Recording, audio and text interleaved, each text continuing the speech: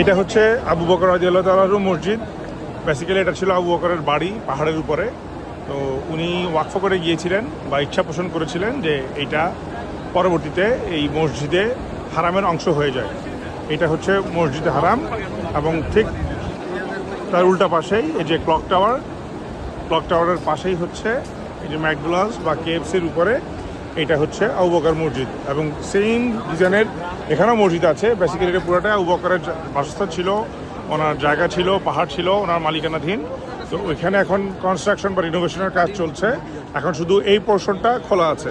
So এখানেও আপনারা নামাজ পড়তে পারেন, যেটা নাকি মসজিদুল হারামের আজানের সাথে একই আজানে একই একামতে এখানে জামাত হয় এবং সেটা এখন মসজিদ হারামেরই অংশ। এটা হচ্ছে মসজিদের নতুন অংশ বা এক্সটেনশন যেটাকে বলে। ওদিকটা হচ্ছে পুরনো অংশ, ওদিকে দারাল তাওহিদ, ওই পাশে পার হয়ে গেলে জাবাল ওমর এবং ওদিক থেকে বের হয়ে বাম দিকে চলে গেলে হচ্ছে ইব্রাহিম খলিল রোড।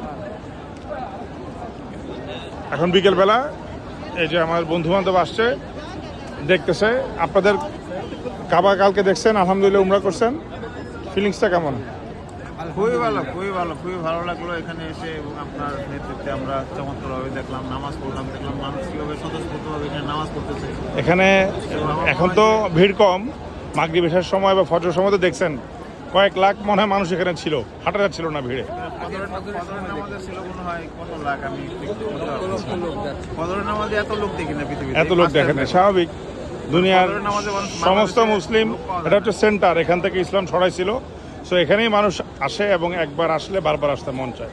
এটাই হচ্ছে আর কি এই জায়গার মর্যাদা। আমরা এখন আলহামদুলিল্লাহ আবু বকর মসজিদের ভিতরে চলে আসছি।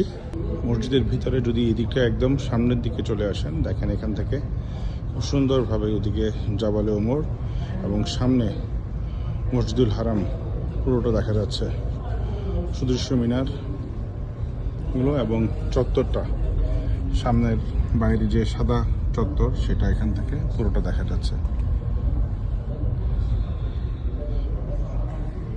অনেক বড় একটা মসজিদ, লোকজন এখানে এসে সময় কাটায়, তাসবিহ তাহলিল পড়ে, বিশ্রাম নেয়, নামাজ পড়ে, তারপরে এখানে একই আজানে একই ইকামতে মসজিদুল হারামের সাথেই জামাত হয়, যা এখন এই মসজিদটি এই মসজিদুল হারামেরই একটি অংশ।